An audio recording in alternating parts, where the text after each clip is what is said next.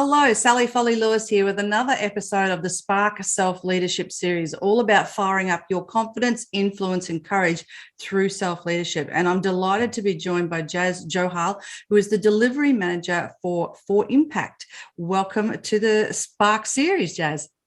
Hi, Sally. Thanks for having me. Oh, my pleasure. So tell me, who and what is Impact? I know it's tech, but tell me more. It is tech. So we're a consulting and technology services company, which is a long-winded way of saying we try to help our clients to deliver technology projects, consultants, and then take projects through into a managed service scenario as well. So we support them all the way through the journey. I think the key for me around Impact and why I've been at Impact for so long is around the fact that we base it around humans. So we are very focused on people, both our clients, but also internally with the company as well. So we try and get the best people working alongside us, and I'm very fortunate that my teams, I think, are the best of the breed. So, yeah. Nice, and I like that, especially when in my brain, which is could be further from tech, and I'm the people kind of side of things. I love hearing that you've got that people and that tech blend going. So I think that's fantastic. So then, let me ask you, let's kick this conversation off and tell me from your perspective, what is self-leadership to you? So I've obviously been thinking about this since I lined up this chat with you. I think it changes for me quite regularly. So I think, I have a core basis of principles that I've always worked to. And they start from when I was a kid and, what my parents taught me, which is, hard work and accountability. So, I always start everything I do, both in personal life and in work life, with those two things in mind, that it's hard work and accountability. And then it's what you layer on top of it. For me, I've been very fortunate. I've worked in a lot of industries with a lot of different people, and it's the people that make me the leader. And it's my relationships with clients, with people I work with management team, and how we face challenges on a day-to-day basis. I think if you ask people, they'd probably say what my leadership style is, and the way I tend to lead myself is I'm very focused on tasks. So I like to say I'm awake every single day. So yes, we all wake up in the mornings, but I like to be, in my mind, I'm awake and I'm listening to things, and I set myself challenges on a daily basis, and I work from that basis. And that may come across a little bit OCD, and my wife certainly thinks so. But for me, it helps me then to, if I've got that in the back of my mind, I can then sort of build stronger relationships with people, and I can do what I call the people stuff a lot easier, because I've already got everything clear in my mind as to where I want to go, have an outcome at the end of it, and then, help my teams and lead by example. And that's the leadership I try to sort of portray. Sounds like you're very goal-driven. I am very goal-driven, yeah. And, you don't always get your goals. But it's what I said at the start. It's hard work and accountability.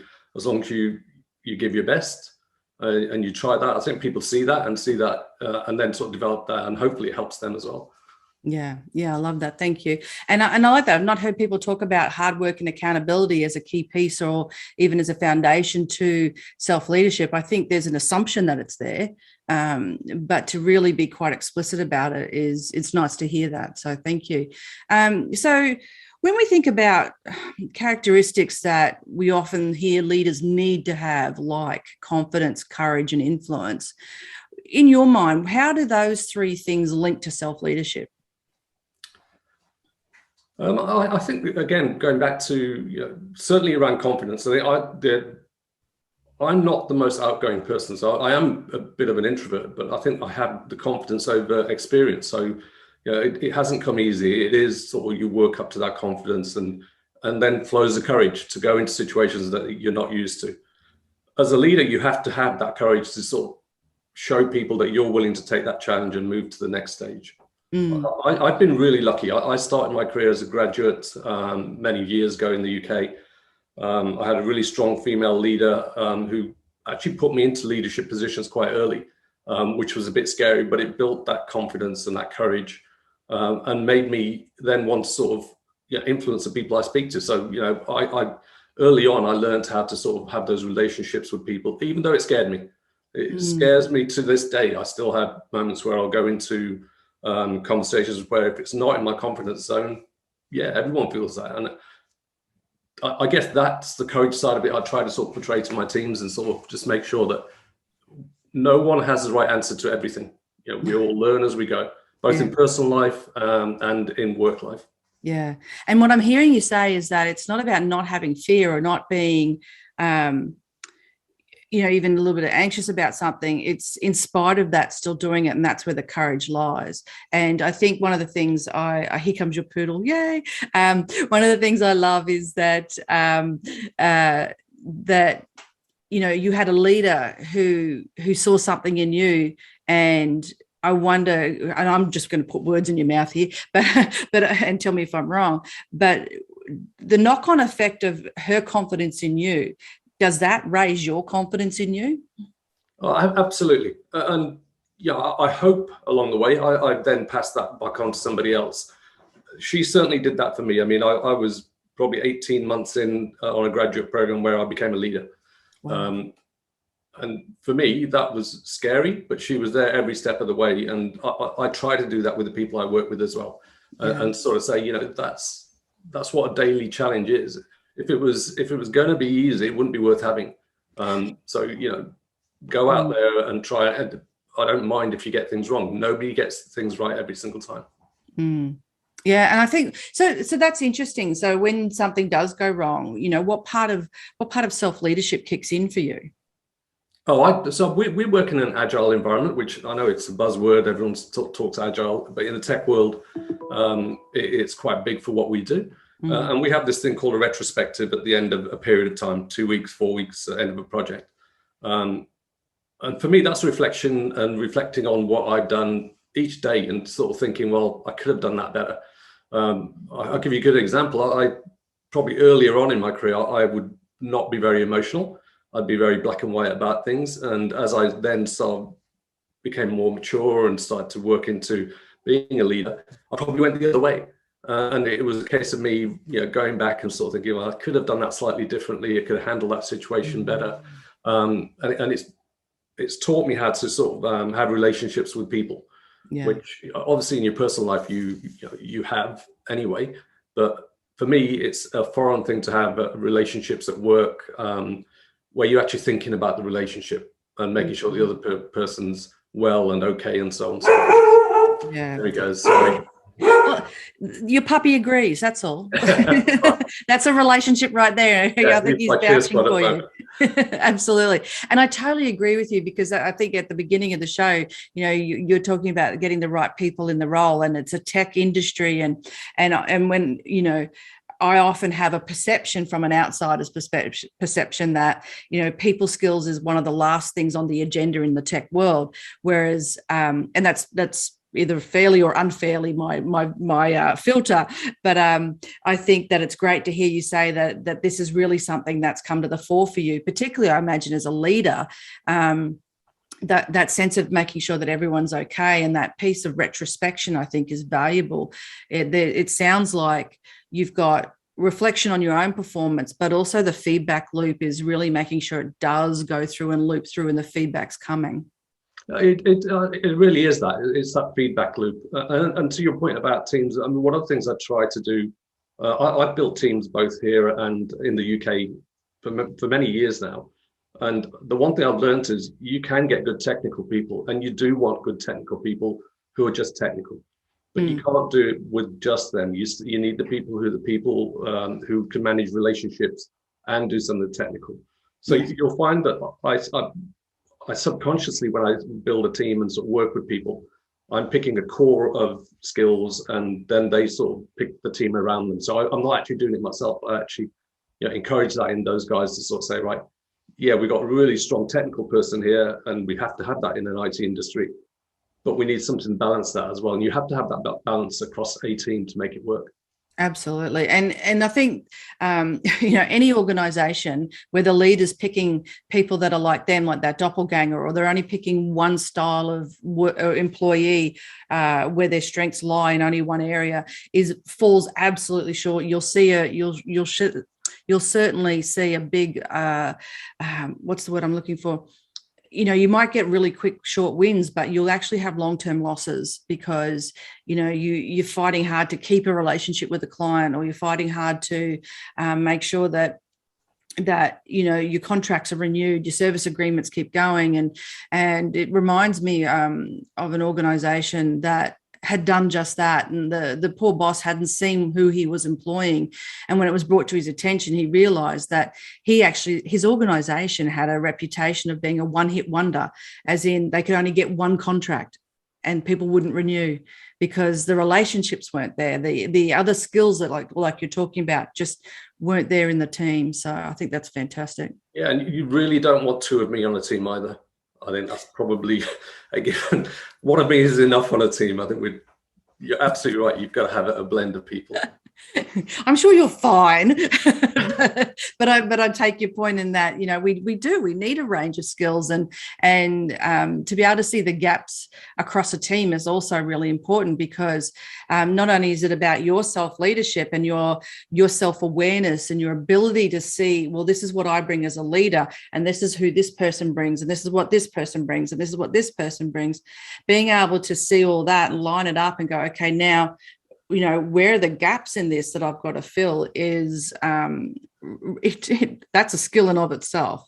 Yeah, and that for me, when we were talking about self-leadership at the start of this, is one of the layers I've built over the time is I can pick people pretty well. So when I'm putting the team together or I'm working with people, I know the jigsaw pieces that I need to put together to build that team, and that's come over time. That's not something that you sort of instantly know that is one of the things you have to do. It's experience.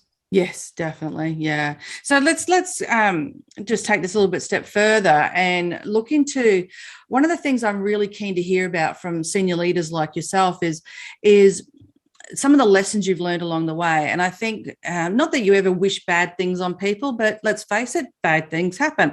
And it's usually in that messy stuff that we get the greatest growth. And so I'm interested to learn from you if there's been something, an incident or something that's happened where you could see how it has impacted your self-leadership. And what did you do to reignite your self-leadership, or the lessons for your self-leadership from that incident? Now, you don't have to share the incident, but I'm more interested in the lessons or the reigniting of your self-leadership. I guess we're going through one right now. The pandemic's probably one of the key ones, but the one that stands out for me is I'm old enough to be having been involved in IT in the GFC. So I actually worked in the Lehman's building when they carried their boxes out of the building that day, which was wow. It's a sobering position to be in, and it certainly puts things into perspective. And I went through a period of time there where I didn't work for 9 to 12 months. And I think that's where your leadership really takes a knock. And that's when, it did for me. And it was a case of, I know all these things about hard work, accountability, self-awareness, although probably not so much self-awareness at that time. But I actually didn't know my way out of that. And, I still did the daily things, wake up and try and put challenges in front of myself. Finding a new job was going to be a challenge, so on and so forth. But I did the one thing I probably do a lot now, but never did before. And that was ask for help. And that was predominantly driven by my wife saying you need to do something, talk to someone other than me. And that's what I did. I went out and got myself a counselor, and I spoke to them about career building and so on and so forth. And it was asking for help. Yeah. And I think that's probably the one thing I carry through with all of my teams at the moment is it's okay to ask for help, and please do. I'm open about it. I've done it. I did it at that time in the GFC, and I did it a couple of years ago, just personally because I needed to talk to someone. I don't think there's anything negative to it. For me, it put me back on track. It absolutely built back my confidence, and I started to do the little things right again. I started treating unemployment as a job, and all of a sudden, all those things come back to you. Yeah. Thank you for sharing. And I have to 1000% agree with you that asking for help is such a vital thing to do, that we look at it so wrongly in so many ways when it is something that it helps us get out of our own way. It helps us put an issue in front of us so we can look at it with a bit more clarity of distance.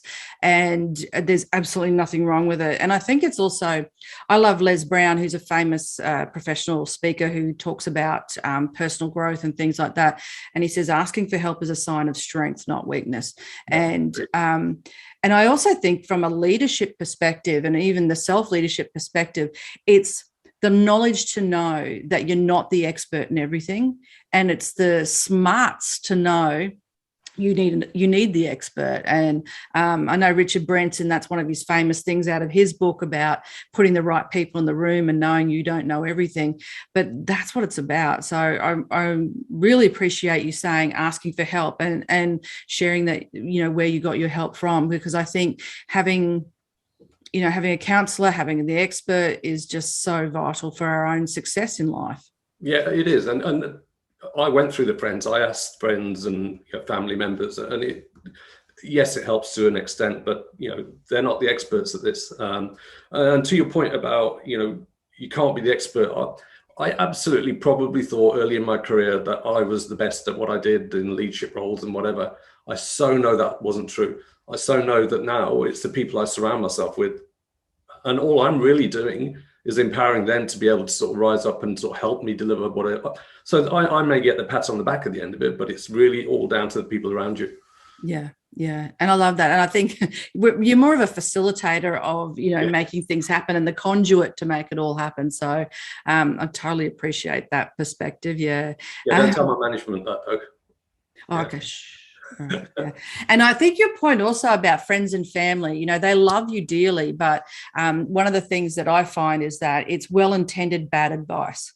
Yes. And it comes from love. It doesn't come from the expertise you need. And I say that with all loving respect to them. And I've got a great relationship with my husband where I say, sweetheart, you don't have to agree. You just have to accept.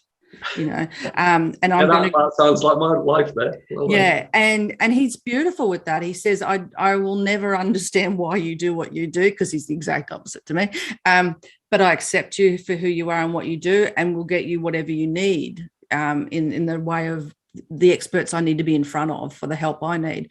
So, I totally resonate with what you're saying. I also resonated with being young and thinking I know everything. So we'll move right past that piece. That's reflection, though, isn't it? That's going back to reflecting back on. You can say that, and I openly say that to graduates who we work with at the moment. I'm a keen advocate of bringing graduates into a company, into an organisation. One, because I was a graduate at one point and thought I knew everything, and when you see a graduate come in, and you don't knock their confidence and say, actually, you don't, but you help them sort of guide them into a position which helps them get that of their own volition. Yeah. Love it. I love that. Thank you. So then, speaking of graduates and younger staff, and when I say younger, I mean in level of experience and maturity around their role and their career, how do you help them fire up their own self-leadership? And I guess that goes back to the type of person it is. I think, you are going to get different people. Not everyone's going to be wanting to be a leader. But there are people you see that in. For me, I've always, when I've built teams and put teams onto projects, I start with a core. It's a bit like a sporting team where you have your key players who you pick every single time and you build around them. And the ones you build around them may or may not want to be leaders, but the ones in the middle do. And for me, my first thing I'd say to everyone is, you're going to fail. There's going to be times when things aren't going to go the way you want it to do, but I'm right here. And I had a conversation with a young guy who works for us over in Manila, and I put him into a lead position at a client. He wasn't sure about it, still probably isn't, but I made a call to him. We spoke about it, and I sent him a video of something. I'm not sure if you've seen it. It's a Denzel Washington speech to college graduates, where he says, "You will fail." And he cited Edison for the light bulb, how he had 1,000 experiments before he found the light bulb, but he found the light bulb, right? So it doesn't matter how many times you fail. That's the motto I try to put into people's heads and get them going. And I sent that video to this young guy, and he was so grateful. And you could tell it was just that confidence that he knew then he could come to me. Yeah. And that's the personal thing. I try and, now that I'm a little bit more mature and older, I can sort of go away from those task lists and everything, because I've got all of that in my mind sorted. It's now I can spend time with people and help them as I go along. Yeah, yeah. And I love that messaging to the staff member about, you found a way in which to connect with them. And I think that message that Denzel Washington in that video, if I remember it correctly, it's okay to fail, but get back up and keep trying, keep finding, take the lesson and persist. And I think being able to send those messages in different formats is really valuable. So I use that with my daughter right now, because she's quite anxious at the moment. And one of the key statements in that video was fall forward. So if you're going to fall, so if you're going to fall forward. Yeah. And she recites it back to me now. She's she's taken that on board. She's a 10-year-old girl, and it's boosted her to that little bit where she knows she's going to fall forward. Which I think is great, and that's a great motto to sort of pass on to people who are experiencing courage and a lack of courage or confidence at that point. Yeah, definitely. I love that. Thank you for sharing that. And so I guess just to make sure we're sticking to time here, one of the questions I love to dive into with senior leaders is, what do you wish you knew about self-leadership, just, in your early leadership days or before you stepped into your first leadership role? I think I probably touched on a couple of them. One is you're never always right. I think that comes over time. I think if somebody had said to me way back, you're not always right, I would have probably disagreed with them anyway. So there was no point in them saying anything to me. But I think the one thing is asking for help. I think that for me, certainly over the last 10 to 15 years, is really strong for me. Is I think you have to ask for help and not think that you're the only one going through that. And sometimes for me, that's me going to my team and saying, right, we've been given this challenge. I have my thoughts, but I'd really like to find out what you guys are thinking. I may well go back to my own thought and sort of say, nah, we're doing it this way, and that's what we're going to do. Mm-hmm. But I'm a lot more open to asking for that help. Yeah. And I think that's something I wish, that's something I wish I could have known when I started, is, ask for help. Yeah. And I love that, because it's not just asking for the help, but you're also asking for input in that example you just shared. Because imagine if you'd gone off on your tangent and you'd missed something that could have made triple the value or save triple the cost, or any sort of opportunity lost because we stuck with our blinkers on and just stuck to our own thinking that we were right. So that has that, asking for help when you need it, but also, my idea is not always going to be the idea necessarily. Yeah, no, don't get me wrong. I still have those moments where I'll go through and still have my idea and stick with it. And then I have been, batted on the back of the head where I've got it wrong. Yeah. And I think the next thing you learn, is put your hand up and admit your mistakes. Yeah. And, and it is that fall forward thing. Yeah. People used to think back, certainly when I started out, failure was seen in a different light to the way it is today. Yes. And I don't think it's failure. I use that word, but it's actually, that's human nature. We're not always going to get things right. Yeah. I love one of my old mentors said, I don't even remember when it was now, but it stuck with me. It was like, fail fast and fail often. And then he would lean in and say, and fail quietly. But you can't always fail quietly. However, I love that permission that it gives you to fail fast and fail often, because once you get through your failures, the faster you get through your failures, the faster you get to the successes. So, yeah. That's a Richard Branson thing as well. He's quite keen on that as well. Maybe that's where he heard it from. Okay. Yeah, and I think I've met Richard Branson because I worked at Virgin, one of my first jobs before Impact. Yeah. And he comes across like that sort of person when you meet him in person as well. He is quite admit that you're going to make mistakes. Yeah. It's just one of those things, and actually it makes you a better leader. For me, it certainly made me a better leader. You pick yourself up and then you learn from it. You reflect, you go back and look at it and think, yeah, I could have done that slightly differently. Or sometimes there's nothing you could have done, but you still failed. Yeah. And I think you make a really good point. You still need to reflect, even if there was nothing that could have been done. It's one of those moments where this was out of my control. Yes, exactly. And I have to learn to know that I could not have controlled that.